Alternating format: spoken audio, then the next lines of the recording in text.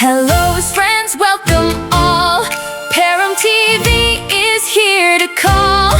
Study, fun and knowledge too. Hello everyone, I hope you all are good. So today what we are going to start. We have already finished our chapter number 3. Chapter 3 में हमने 2 parts किए थे, right? His first flight जिसमें हमने seagull के बारे में पढ़ा था और second हमने पढ़ा था the black aeroplane, right? जो कि एक mystery ही थी कि कौन था वो. Now we are going to start our chapter number 4, right? So the name of the chapter is from the diary of any Frank, right? तो ये एनी फ्रैंक की डायरी में से लिया गया है. कौन थी एनी फ्रैंक, क्या लिखती थी वो डायरी में, उसके बारे में we will discuss in this chapter. बहुत ही अच्छा प्यारा सा चैप्टर है, ठीक है? थोड़ा सा इमोशनल भी है of course, but we will get to know about it, right? कि कैसे कोई चीज अगर हम डायरी में लिख सकते हैं इमोशंस को, कैसे उसको सारी दुनिया पढ़ेगी. अब डायरी शायद आप भी लिखते होंगे, शायद, राइट? तो क्या है, क्या वो डायरी आप क्या चाहते हैं कि वो सारी दुनिया पढ़े? नहीं, कुछ चीजें हम पर्सनल लिखते हैं. हमारा दिन कैसा गया उसके बारे में हमने डायरी में लिख लिया. किसी ने हमारे साथ अच्छा किया उसके बारे में हमने डायरी में लिख लिया. किसी ने हमारे साथ बुरा किया उसके बारे में हमने डायरी में लिख लिया. But all these things we what do we want कि भाई वो सीक्रेटिव रहे, वो सीक्रेट रहे. इसी तरह शायद एनी भी यही करना चाहती थी. और कई बार हम लोग तब भी डायरी लिखते हैं कि भाई हमारी बात कोई सुनने वाला है ही नहीं, राइट? तो हम किसको बताएं, चलो लिख लेते हैं. तो देखते हैं अब एनी ने डायरी क्यों लिखी और उसकी डायरी लोग क्यों पढ़ना चाह रहे हैं. इतना पढ़ना चाह रहे हैं कि उसका चैप्टर भी बन गया है हमारी 10th की बुक में. Chapter number 4 from the diary. किसकी diary? Of Anne Frank. Let's discuss. So Anne Frank is the main character here, और उसी ने ही लिखी होगी क्योंकि उसी के द्वारा ही लिखा गया है उसकी डायरी में. So she is actually a writer और a narrator for this right chapter. Let's begin our chapter. ध्यान रखना है, each and everything you need to understand carefully. ध्यान पूरा चैप्टर की तरफ देना है. टेक्स्ट बुक के question answers, that's the secondary thing, right? क्योंकि क्वेश्चन आंसर्स चैप्टर में से कहीं से भी पूछे जा सकते हैं. सो चैप्टर की डिटेल नॉलेज होना बहुत इंपॉर्टेंट है. Let's begin our chapter. So देखिए प्यारी सी Anne Frank, right? In spite of everything, I still believe people are good at heart. बहुत सी चीजें हैं दुनिया में पर अभी भी ट्रस्ट है. People are good at heart. कुछ जो लोग हैं वो दिल से बहुत अच्छे हैं. कुछ लोगों पर हम लोग ट्रस्ट कर सकते हैं, किसी किसी पर नहीं कर सकते हैं. जिस पर नहीं कर सकते हैं, जिसका कोई नहीं है, उसका भगवान है, उसका डायरी है, राइट? मतलब वो चीजें अपनी डायरी में लिख सकता है. चलिए, सो Anne Frank the diary. From the diary of Annie Frank, written by Annie Frank, क्योंकि उसी की ऑटोबायोग्राफी है. Before you read, right? आपको पता है कि चैप्टर को पढ़ने से पहले हम कुछ चीजों के बारे में पढ़ते हैं. Anneliese Mary Annie Frank, right? तो मतलब उसका नेम है 12 जून 1929, ठीक है जी, टू February March 1945. तो शायद इतना पीरियड वो रही है जिसके बारे में उसने लिखा है डायरी में. Was a German born Jewish girl. कहाँ पे उसका जन्म हुआ? जर्मन में हुआ. कौन सी गर्ल थी? Jewish girl थी. Who wrote while in hiding with her family and 4 friends in Amsterdam during the German occupation of the Netherlands in World War II. तो ये Jewish girl थी जिसने ये डायरी तब लिखी है जब वो अपने परिवार के साथ और 4 दोस्तों के साथ हाइडिंग छिपे हुए थे Amsterdam during the German occupation of the Netherlands in the World War II. German Netherlands की जो लड़ाई चली हुई थी उस समय लोगों को क्या है, छुपना पड़ा होगा क्योंकि लोग जेश लोगों पर अटैक कर रहे थे. तो वो कैसे कैंप्स में रहते थे, हमें बहुत से लोग एक ही जगह पर रह रहे हैं. तो आपको भी पता है जब वर्ल्ड वार होती है तो कितना नुकसान होता है, लोगों के घर खत्म हो जाते हैं, चीजें खत्म हो जाती है. तो एक ही जगह पर 10-10, 15-15 लोग रहते हैं, फिर वहीं पे बीमारियां फैलती हैं, अच्छा खाना नहीं मिलता है, तो बहुत कुछ सहना पड़ता है. Her family had moved to Amsterdam after the Nazis gained power in the Germany. अब नाजीज कौन है? कोई हेड होगा जो वहां पे अब हेड बन चुके थे जर्मनी में, और वो ज्यूइश लोगों पर बड़े अत्याचार करते थे. तो ज्यूइश लोगों को छुपना पड़ जाता था, ठीक है जी. तो उनको फिर वहां पे ऐसे ही सेंटर्स में जाके रहना पड़ता था. So Nazis gained power in Germany but were trapped when the Nazi occupation extended into the Netherlands. ठीक है, तो अब उनका जो पूरा कार्यकाल था वो नीदरलैंड की तरफ भी बढ़ रहा था और उन्होंने ज्यूइश लोगों को और दबाना शुरू कर दिया था और तंग करना शुरू कर दिया था.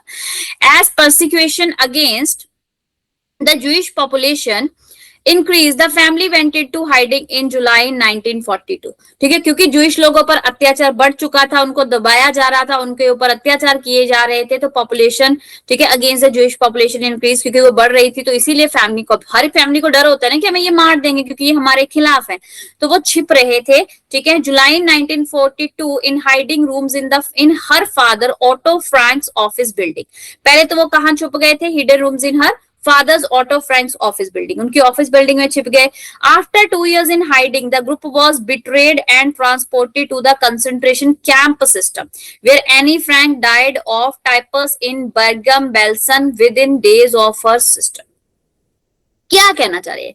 कहते पहले तो वो वहां पे छिपे रहे, बट बाद में क्या हुआ, उनके छिपने के बारे में पता चल गया, किसी ने धोखा दे दिया, बिट्रेड हो गया, धोखा हो गया। ठीक है, तो उनको वहां से भी शिफ्ट होके कहाँ जाना पड़ा? उनको शिफ्ट होके कैंप में जाना पड़ा।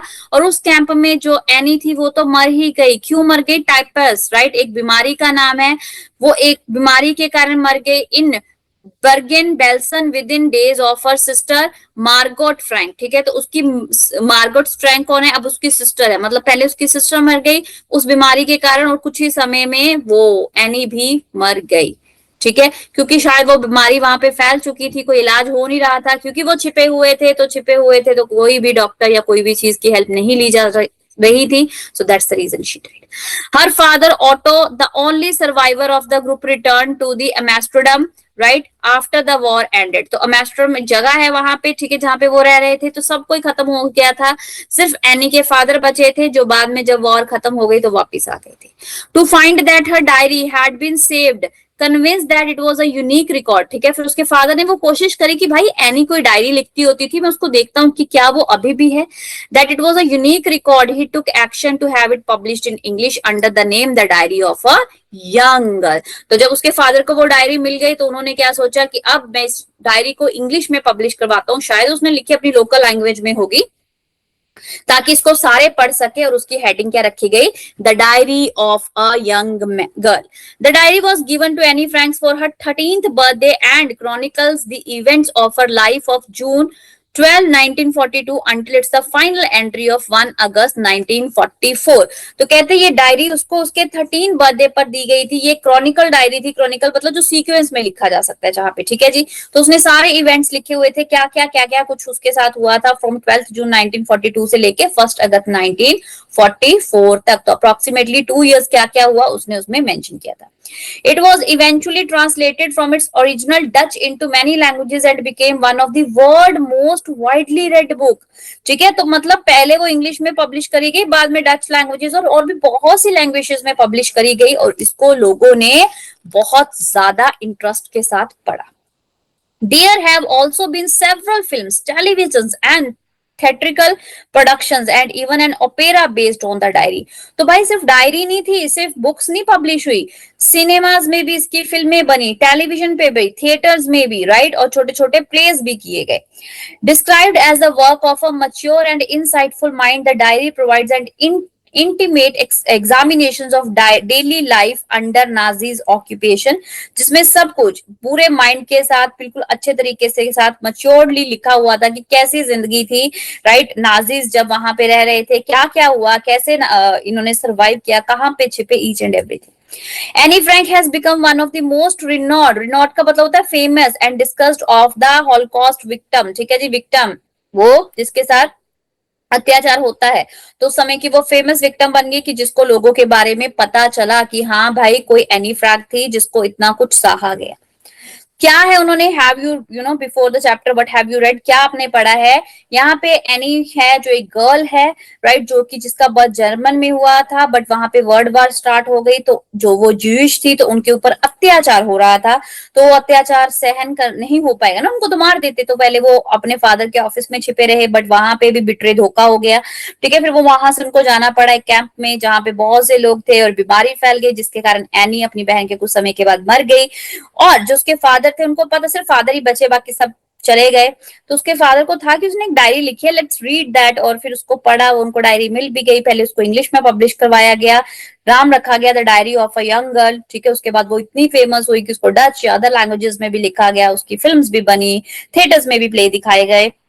सो ओवरऑल जो एनी थी उस समय की फेमस विक्टिम बन गई जब वर्ल्ड वॉर 2 हुआ, राइट, जर्मन और नीदरलैंड के लिए। So this is a photo as I would wish myself to look all the time. तो ये जेनी की सॉरी जेनी के एनी की फोटो है, राइट। एनी क्या कहती है कि ये मेरी फोटो है जिसके बारे में मैं सोचती हूँ कि मैं काश हमेशा ऐसे ही रहूं, then I would maybe have a chance to come to Hollywood. तो अब हर एक बच्चे का ड्रीम होता है, ठीक है, कि काश मैं ऐसे ही सुंदर दिखती रहूं तो मैं भी हॉलीवुड में ट्राई कर सकती हूँ। तो वो भी शायद यही सोच रही थी कि हाँ भाई मैं भी ऐसे ही दिखना चाहती हूँ, आई विश ऐसे ही रहूं तो शायद मेरा भी नंबर आ जाएगा हॉलीवुड में। ठीक है जी। सो अभी तक ये सिंपल बेसिक इंफॉर्मेशन थी। अब चैप्टर की स्टार्टिंग होती है, let's begin.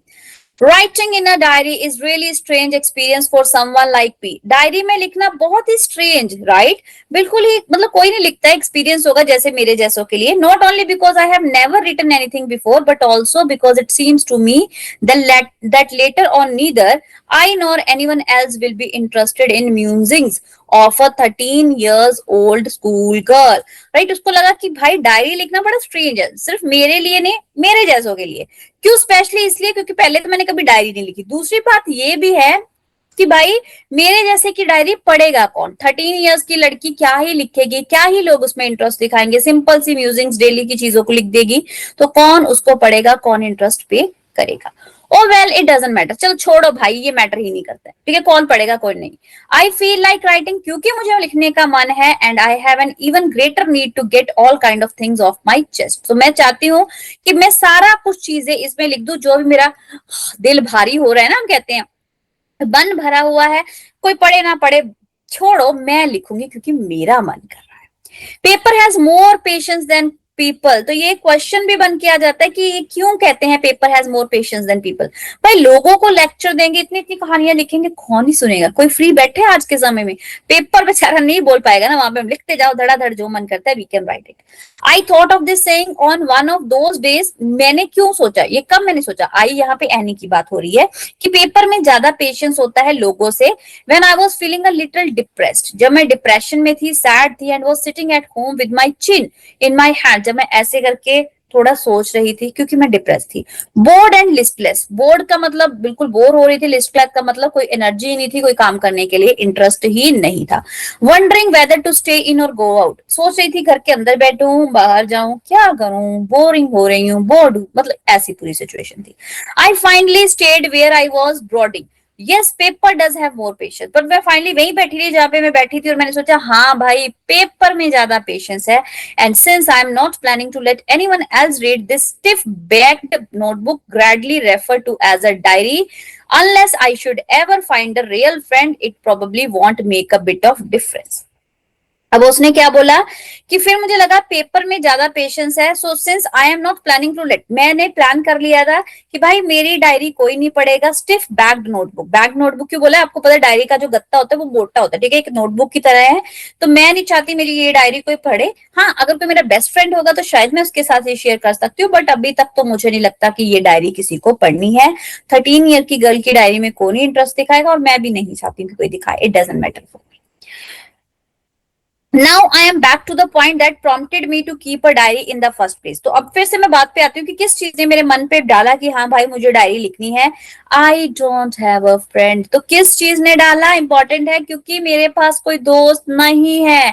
And if I don't have any friends, so who is my friend? My diary, right? तो डायरी मेरी बेस्ट फ्रेंड है with whom I can share my ideas and opinion. So let me put it more clearly. चलो मैं थोड़ा और clearly बताती हूँ। Since no one will believe that, कोई भी बिलीव तो नहीं करेगा अ 13 year old girl is completely alone in the world, कि 13 साल की बच्ची पूरी दुनिया में अलग अलोन है, अकेली है। एंड आई एम नॉट, बल्कि मैं अकेली थी भी नहीं, ठीक है। उसने बोला कि मेरे कोई दोस्त नहीं है तो इसलिए मैंने सोचा कि मैं लिख लेती हूँ। अब कोई बिलीव करेगा कि 13 साल की बच्ची पूरी दुनिया में अकेली है? नहीं नहीं नहीं, मैं अकेली नहीं हूँ। आई हैव लविंग पेरेंट्स, मेरे मम्मा पापा हैं, 16 years old sister, and there are about 30 people I can call friends, ठीक है। मेरे मम्मा पापा हैं, मेरी बड़ी बहन है, और 30 लोग और भी हैं जिनको मैं दोस्त बोल सकती हूँ। I have a family, loving aunts and a good home, मेरे पास घर है, मेरे पास परिवार है, मेरी आंटी है। No on the surface I seem to have everything except my one true friend. भाई हाँ सब कुछ है, बस एक चीज की कमी है, पैसा, दोस्त की।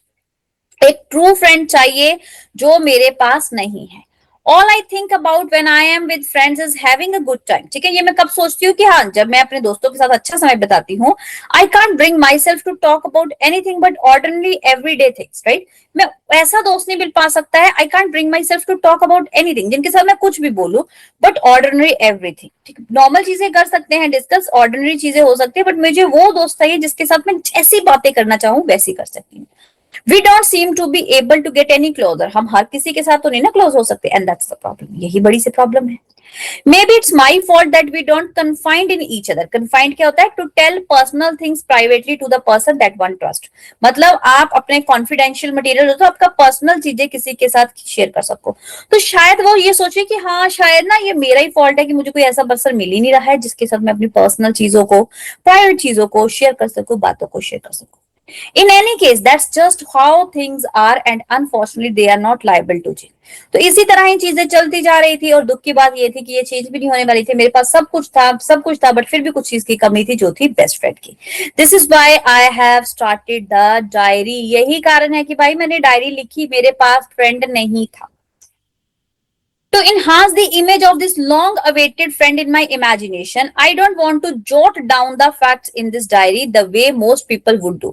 तो कहती मैं वो नहीं करना चाहती थी। हाँ, मैं इमेजिन कर रही थी, मेरे अंदर ये था कि ये डायरी मेरी दोस्त होने वाली है, ऐसा दोस्त जिसका मैं लंबे समय से इंतजार कर रही हूँ। अब ये इमेजिनेशन डायरी मेरी दोस्त है, but I don't want to jot down, right. मैं जल्दी जल्दी वो चीजें नहीं लिखना चाहती हूँ, facts in this diary the way most people would do, जो ज्यादातर लोग करते हैं। हम लोग क्या करते हैं? मान लीजिए अगर आप डायरी लिखते हो तो भाई सुबह कैसी गई, रात कैसी गई, दिन कैसा गया। वो कहती मैं कुछ ऐसा नहीं लिखना चाहती, just I had done something and I am going to write. कुछ हुआ था और मैंने लिख लिया, नहीं। But I want the diary to be my friend. Diary मेरी दोस्त होगी। I am going to call this friend Kitty. अब मेरी डायरी का नाम भी है प्यारा सा किटी पिटी, किटी है। Since no one would understand a word of my stories to Kitty, if I were to plunge right in, I would better provide a brief sketch of my life, much as I dislike doing it. Right? अब वो क्या कहना चाह रही है? Since no one would understand a word, मेरी kitty में कोई भी चीजें कोई समझ ही नहीं पाएगा। ठीक है जी, if I were to plunge right in, right, अगर मैं चीजों को धड़ाधड़ लिखती जाती हूँ, इससे अच्छा है कि मैं थोड़ा सा ब्रीफ स्केच लिख देती हूँ अपनी जिंदगी के बारे में। ठीक है, much as I dislike doing so, जो कि मुझे अच्छा भी नहीं है, बट हाँ फिर भी अगर मैं डायरी लिखना शुरू करूंगी तो मैं बीच में से कुछ भी डायरी के शुरू कर दूंगी तो किसी को कोई समझ नहीं आने वाली है। तो कुछ ब्रीफ सा स्केच बता देती हूँ, क्या थी मैं, कौन थी मैं, कहाँ से आई थी, क्या क्या हुआ है, और उसके बाद फिर मैं अपनी डायरी लिखूंगी। ठीक है। अब जैसे आपकी इंग्लिश की बुक है, वो सीधा चैप्टर शुरू करते हैं। नहीं भाई, पहले वो इंडेक्स देते हैं, फिर राइटर का नेम देते हैं, फिर before you read, right, chapter को पढ़ने से पहले ये पढ़ो, वो बताते हैं, विच इज मैंडेटरी, जो कि जरूरी है। उनको भी पता है ये बताना ही बताना है, तभी स्टोरी में इंटरेस्ट आएगा। तो उसको भी था कि कुछ मैं ब्रीफ बता दूं। My father the most adorable father I have ever seen. तो भाई हर बच्चे को ये लगता है मेरे पिताजी जो सबसे अच्छे पिताजी थे, जितने भी मैंने पापा देखे थे लोगों के, didn't marry my mother until he was 35। तब तक उन्होंने शादी नहीं करी थी जब तक वो 35 साल के नहीं हो गए, एंड शी वाज 25 मतलब कौन? उसकी मम्मी 25 की नहीं, 36 है बेटा जी, sorry sorry sorry, it is 36 for the father and 25 for the mother.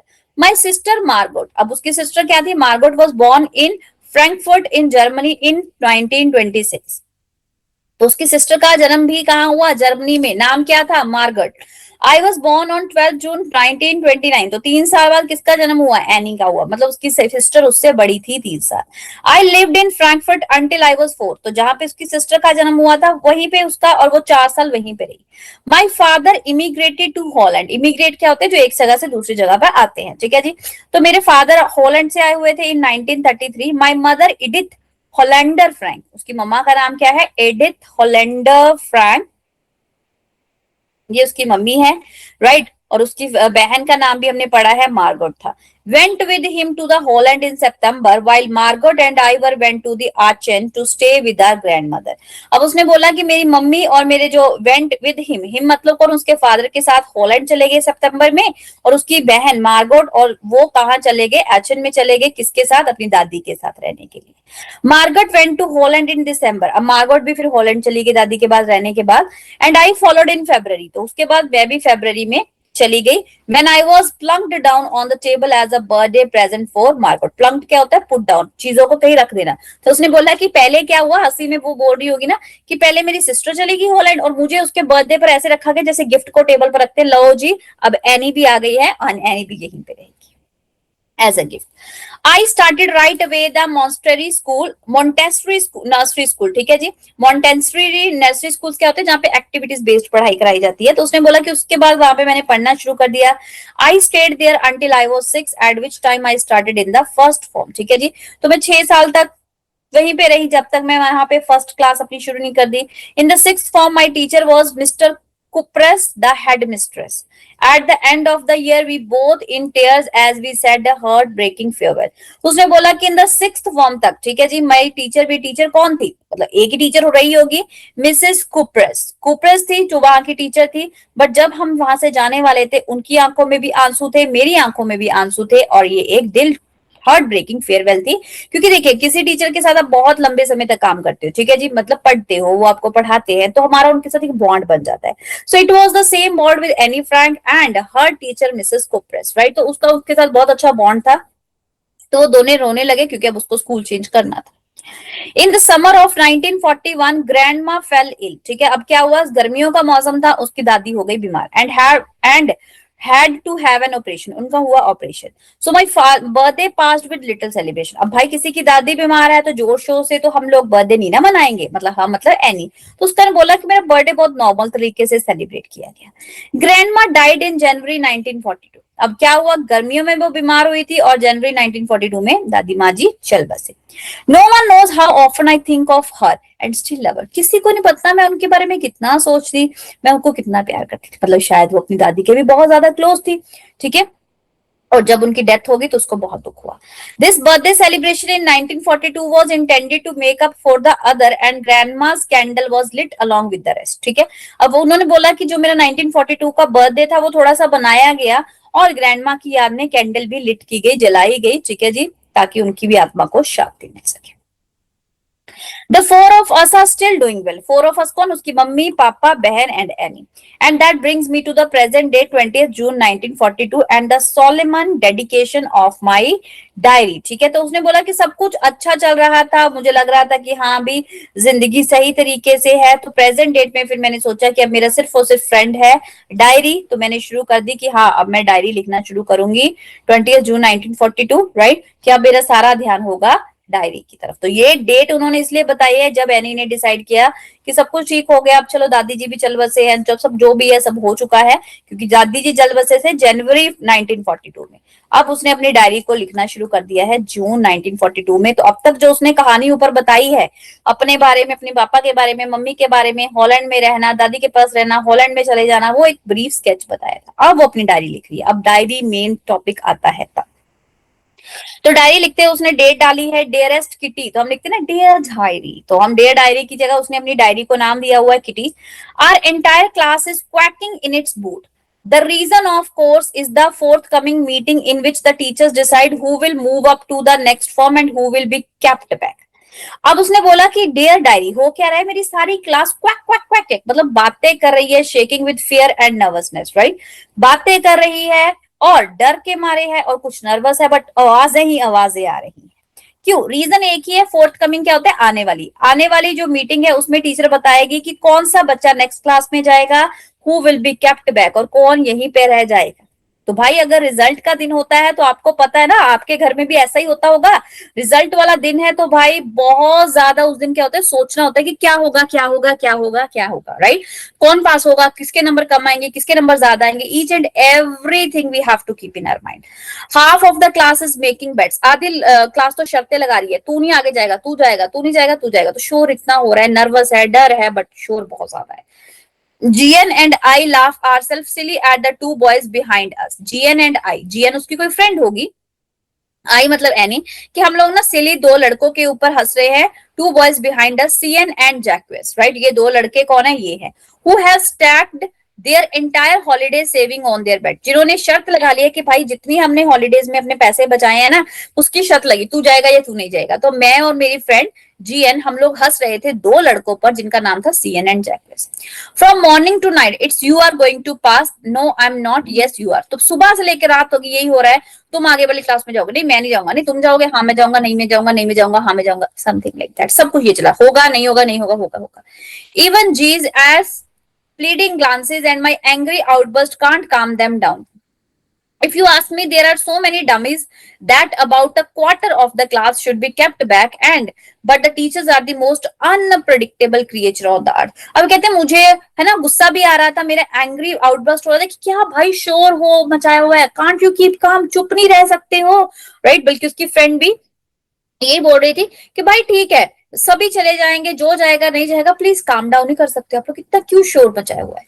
तो कहती अगर आप मेरे से पूछो, तो उसने पूछा होगा ना उसकी फ्रेंड ने कि तुम्हें क्या लगता है, तो जेनी कहती, एनी कहती नॉट जेनी, एनी कहती इफ यू आस्क मी, अगर तुम मेरे से पूछना, मुझे तो लगता है डमीज ही बैठी हुई हैं। अब डमीज क्या होती हैं? डमीज होती हैं कि भाई जिनका वो मॉल में जाते हैं ना, जिनको डमीज को कपड़े पहना के रखा होता है, उनका कोई और काम नहीं होता है, ठीक है, कि मूर्तियां ही हैं कुछ ऐसी जिनका कोई काम नहीं है, फूल हैं दे लोग। कितने क्वार्टर, अगर क्लास में जितने भी हैं फॉर एग्जाम्पल 100 है तो उसका क्वार्टर 1/4 क्या होगा, 25 होगा ना। तो भाई क्वार्टर ऑफ द क्लास तो मैं समझ दूं कि इनको तो पीछे ही रहना चाहिए, इनको आगे नहीं जाना चाहिए। बट हाँ the teachers are the most unpredictable creature. Unpredictable मतलब उनको प्रिडिक्ट नहीं किया जा सकता। टीचर्स कुछ ऐसी हैं जिनके बारे में नहीं बताया जा सकता, नहीं पता चल सकता कि टीचर्स क्या सोच रहे हैं, राइट। तो अगर हमें उनके बारे में पता ही नहीं है टीचर क्या सोच रहे हैं, so we can't predict it. But हाँ अगर मेरे से पूछा जाए तो बहुत से डमीज क्लास में है, हाफ 1/4 कुछ ऐसे हैं जिनको यहीं पे छोड़ देना चाहिए, उनको आगे वाली क्लास में नहीं लेके जाना चाहिए। आई am not so worried about my girlfriends and my self, but मुझे नहीं डर लग रहा ना खुद के बारे में ना मेरी दोस्तों के बारे में। वी विल मेक इट, मुझे पता है भाई हम तो जाने ही वाले हैं। The only subject I am not sure about is math. सिर्फ एक ही सब्जेक्ट है जो मुझे अच्छा नहीं लगता है, that's maths. Anyway all we can do is wait, चलो छोड़ो क्या ही कर सकते हैं, तो हम सिर्फ वेट करते हैं। Until then we keep telling each other not to lose heart, but तब तक हम एक दूसरे को बोल रहे थे हिम्मत रखना, कुछ नहीं होगा, तुम और मैं तो हम सब तो जाने ही वाले हैं, ये छोड़ो इतने, ये जो फूल डमीज हैं यही रहने वाले हैं, पता नहीं रहेंगे भी या नहीं, वे तो टीचर के ऊपर डिपेंड करता है, चलो छोड़ो इसको। तो मतलब ये सब कुछ डिस्कशन हो रही थी। I get along pretty well with all the teachers, there are 9 of them। मेरे तो सारी टीचर्स के साथ अच्छे तरीके से बॉन्ड है, एनी कह रही है, राइट। टोटल 9 टीचर्स थे, 7 मेन थे, ठीक है जी, 2 वीमेन थी। तो उसने बोला कि मेरे सभी टीचर्स के साथ अच्छा जम रहा है, तो ठीक है भाई, चाहे टीचर्स अनप्रिडिक्टेबल हैं बट हाँ मुझे पता है कि मेरा उनके साथ अच्छा है, ठीक जी। अब उसने क्या बोला, मिस्टर केसिंग्स, तो ये कोई टीचर होगा जिसके साथ उसका अच्छा नहीं है। The old foggy who teaches math, old foggy क्या होता है, ओल्ड फैशन्ड, राइट। तो ये एक ऐसा टीचर है जो मैथ्स करवाता है, was annoyed me with me for ages, बहुत सालों से ये मेरे पीछे पड़े हुए हैं, because I talked so much. After several warning he assigned me an extra homework and essay on the project a chatterbox. तो क्वेश्चन भी आ जाता है क्यों उसको ये टॉपिक मिला था। तो कहती सारे टीचर्स बहुत अच्छे हैं, मेरा अच्छा बॉन्ड है, 7 मेल हैं 2 फीमेल हैं, बट एक टीचर है मिस्टर केसिंस, राइट। मिस्टर केसिंस क्या है, ओल्ड फॉगी है। तो ये क्वेश्चन आता है कि उनको ओल्ड फॉगी क्यों बोला गया, कि वो ओल्ड फैशन पर्सन है, उनको मैं अच्छी नहीं लगती। क्यों? क्योंकि भाई मैं बहुत बातें करती हूँ, और जब मैं बातें करती हूँ तो वो मुझे कहते हैं कि हाँ क्यों इतना बोलती रहती है, बहुत मुझे वार्निंग देते रहते, नहीं बोलना नहीं बोलना नहीं बोलना। अब उन्होंने क्या किया, हार के मुझे कैसे लिख दे दिया, बोलो और चैटर बॉक्स के ऊपर लिखे आओ। चैटर बॉक्स क्या होता है, चट चट चट चट चट चैट ही करता रहता, मतलब बोलता ही रहता है। तो मिस्टर केसिन ने उसको तंग हो आकर एक ऐसे लिखने को बोल दिया, चैटर बॉक्स। और chatter box, what can you right about that. अब वो सोची क्या ही लिखूं चैटर बॉक्स के बारे में, I would worry about that letter, चलो बाद में सोचूंगी। I decided, I jotted down the title in my notebook. Jotted down क्या होता है, तभी तभी लिख लूं कि मैं भूल ना जाऊं टीचर ने टाइटल क्या दिया है। मुझे बोला क्या लिखूंगी, चल छोड़ो बाद में देखती हूँ, फटाफट टाइटल लिख के रख लेती हूँ कॉपी के ऊपर। Tucked it in the bag, और टॉपिक लिखा और बैग में डाल दी copy, and try to keep quiet. अब मैं चुप रहूंगी, कोशिश करूंगी भाई। अब जब बोलने वाला बंदा उसे चुप नहीं रहा जाता है, ठीक है। That evening after I would finish the rest of my homework, the note down about the essay caught my eyes. जब शाम हुई तो मैंने अपना सारा होमवर्क कर लिया, और मुझे याद आया ओफो मिस्टर केसिंस ने तो मुझे एक टॉपिक दिया था। What was the topic? Chatter box. I began thinking about the subject. मैं सोच रही थी क्या ही था सब्जेक्ट, क्या था title, while chewing the tip of the fountain pen। अब हम लिखते हैं जब सोचे ऐसे ऐसे करते रहते थे, क्या था क्या था क्या था, like it was that. Anyone could ramble on and leave big spaces between the word। ramble क्या होता है, talk or write aimlessly for long। Right. अब आपको क्या होता है, क्वेश्चन आ गया 5 नंबर का, आती है आपको एक लाइन है, उसी को घुमा घुमा के 200 शब्द बना देते हो। एग्जाम में पेपर में कुछ नहीं आ रहा यार, 2 लाइनें बता दे, बाकी खुद बना लो। खुद कैसे बना लोगे, खुद कैसे बना लोगे, ये मैगी है खुद बना लोगे, पानी डाला और बन गए। मतलब आपके कहने का ये मतलब है बाकी मैं उसी लाइन को घुमाता रहूंगा, ठीक है जी, दैट इज रैम्बलिंग। जस्ट लिख रहे हो नॉनसेंस चीजें जिसका कोई एम नहीं है, क्यों, ताकि चीजें लंबी हो जाए। So anyone could ramble and leave big spaces between the words, but the trick was to come up with convincing arguments to prove the necessity of talking. तो कहते कोई भी लिख तो कोई भी सकता है, irrelevantly, aimlessly कुछ लिख दे, ऐसे बड़ा बड़ा स्पेस दे दे के। अब कई बार हम क्या करते हैं, चलो ये एग्जाम की शीट है, इधर भी लाइन लगा दो, इधर भी लगा दो, ए टीचर, बड़ी बड़ी स्पीच दे देते, क्यों, ताकि टीचर को लगे बहुत ज्यादा लिखा हुआ है। तो भाई दैट इज एमलेस, ऐसा कुछ नहीं लगता टीचर को, टीचर्स पागल थोड़ी हैं, ठीक है। तो उसने रखा कि नहीं, मैं कुछ ऐसा लिखती हूँ कि मैं मिस्टर केसेंस को ना ये प्रूव कर सकूं कि भाई बोलना अच्छा है। वाई यू ऑलवेज स्कोल्ड मी कि बहुत बोलती हो, बहुत बोलती हो, बोलना जरूरी है। I thought and suddenly I had an idea, मैंने सोचा और मुझे एक आइडिया आ गया, right. I wrote the 3 pages Mr. Casens had assigned me and was satisfied. ठीक है, तो मैंने 3 पेजेस लिख दिए जो मिस्टर केसन ने मुझे दिया था, और मैं खुश थी कि हाँ भाई मैंने लिख दिया जो मैंने लिखना था। I argued that talking is a student's trait. Trait का मतलब क्या होता है, गुण है भाई, बोलना बच्चों का गुण है। And I would do my best to keep it under control. कोशिश करूंगी मैं कंट्रोल करने की, बट बोलना तो बच्चों का गुण है ना। But that I would never be able to cure myself of the habit. But भाई मैं कभी भी इस हैबिट से नहीं छोड़ सकती हूँ, नहीं बच सकती हूँ। क्यों, अब उसने बिल फाड़ दी अपनी मम्मी के ऊपर। Since my mother talked as much I did. क्योंकि मेरी मम्मी बड़ा बोलती है, तो मेरी मम्मी बड़ा बोलती है तो मैं भी बोलूंगी। If not more and then That's there is not much you can do about inherited trait. Inherited क्या होता है, जो गुण, जो चीजें हमें अपने पूर्वजों से मिली होती हैं, पेरेंट्स से मिली होती हैं, ठीक है जी। तो भाई मैं कैसे बोलना कम कर सकती हूँ, कि खत्म नहीं हो सकती, कोशिश कर सकती हूँ, क्योंकि मेरी मम्मी बड़ा बोलती है, तो ये तो मेरे अंदर इनहेरिटेड गुण आया हुआ है। तो अब उसने खुद के ऊपर ना लेते हुए अपनी मम्मी के ऊपर डाल दिया, ठीक है। Mr Keesing had a good laugh. अब टीचर तो हंसेगा ही ना कि लो देखो भाई बच्चे आजकल के कितने तेज है ना। माँ के ऊपर डाल दिया है बात। At my arguments but when I proceed to talk my ways, ठीक है, पहले तो वो मेरी चीजों को पढ़ के हंस गए, बट फिर भी मैं क्लास में बोलना चुप नहीं किया, मेरा यही प्रोसीडेड चलता रहा, ठीक है। So the next lesson he assigned me a second ऐसे। अब उन्होंने बोला कि भाई तू नहीं चुप होने वाली, ऐसे भी लिख दिया, बता भी दिया, बट अब फिर तू बोल रही है, तुम्हारा सेकंड ऐसे क्या है। This time it was suppose to be an incorrigible chatterbox. Incorrigible क्या होता है, something that can not be corrected, ऐसा बंदा जिसको नहीं करेक्ट किया जा सकता, मतलब उसको कितनी बार बोला गया मत बोल मत बोल मत बोल, you are a chatterbox chatterbox chatterbox. अब ऐसा चैटर बॉक्स है जिसको नहीं रोका जा सकता, एक नया टॉपिक दे दिया। आई हैंडेड इट, मुझे दे दिया गया, and Mr Keesing had nothing to complain about for the 2 whole lessons, ठीक है। तो 2 लेसन्स में उन्होंने कोई भी मुझे कंप्लेंट नहीं की, मतलब नहीं डांटा या कुछ नहीं बोला। However, during the 3rd lesson, he would finally had enough. Annie Frank as a punishment for talking in the class, right? तो उन्होंने मुझे नेक्स्ट टाइम ये चैटर बॉक्स वाला दे दिया, और मैंने वो भी लिखकर उनको हैंड आउट कर दिया। 2 क्लासेस में तो उन्होंने फिर मुझे कुछ नहीं कहा। 3rd क्लास में अब उनको गुस्सा आ गया, क्योंकि एक बच्चा है, उसको हम पहले डांट रहे हैं, फिर लिखने के लिए ऐसे दे रहे हैं, फिर दूसरा दे रहे हैं, but still the child is not listening. अभी भी बच्चा वो नहीं सुन रहा है, तो भाई गुस्सा तो आएगा ना 7वें आसमान पे, ठीक है। तो अब टीचर ने क्या बोला, during the 3rd lesson he would finally had enough. Enough is enough Anne. Anne Frank as a punishment, अब वो गुस्से से बोल रहे हैं, ये देखो उनका गुस्से वाला फेस, ठीक है। और ये एनी है शायद थोड़ी सी डिजेक्टेड फेस में, क्या कह रही है, Annie Frank as a punishment of talking in the class write an essay entitled quack quack quack said Mistress Chatterbox। तो अब उन्होंने एक तीसरा ऐसे दे दिया, क्वैक क्वैक क्वैक। अब क्वैक क्वैक कौन करता है, डक सुनी है ना, बतख, बतख के बच्चे डकलिंग्स क्वैक क्वैक क्वैक करते रहते ना, सिर ही खा जाते हैं। तो उन्होंने बोला कि अब तुम्हारा ऐसे ये है, quack quack quack said mistress, इतना बोलती है ये चैटरबॉक्स। तो अब उस बार उन्होंने गुस्से से कहा, तो ये देखो बाकी लोगों के मुंह पे आ गई स्माइल, क्योंकि उसको डांट पड़ रही है। तो आपकी क्लास में भी ऐसा होता है ना, एक को डांट पड़ेगी बाकी क्लास हंसेगी। द क्लास रोड, क्लास हंसने लगी, हा हा हा हा हा। I had to laugh too, वो कहती मुझे भी हंसी आ रही थी, though I would nearly exhausted my ingenuity on the topic of the chatter boxes, right. कहती पर मैं थक चुकी थी यार, हंसी तो मुझे भी आई, क्या ही लिखूं, ठीक है। ओरिजिनलिटी, इनजेन्युइटी का मतलब होता है ओरिजिनलिटी, इनवेंटिवनेस, राइट, कि भाई मैं नई नई चीजें खोज खोज के चैटर बॉक्स के बारे में लिख के थक चुकी थी, अब क्या ही लिखो, मेरे पास कोई आइडिया नहीं था ऐसे सेम टॉपिक बोरिंग सा लिखने के लिए। It was time to come up with my something else. इस बार मैं चाहती थी मैं कुछ और लिखूं, ठीक है। पहले मैंने मदर के ऊपर लिख दिया, दूसरी बार कुछ और लिख दिया, अब मैं कुछ और लिखना चाहती थी, समथिंग ओरिजिनल, कुछ अच्छा सा।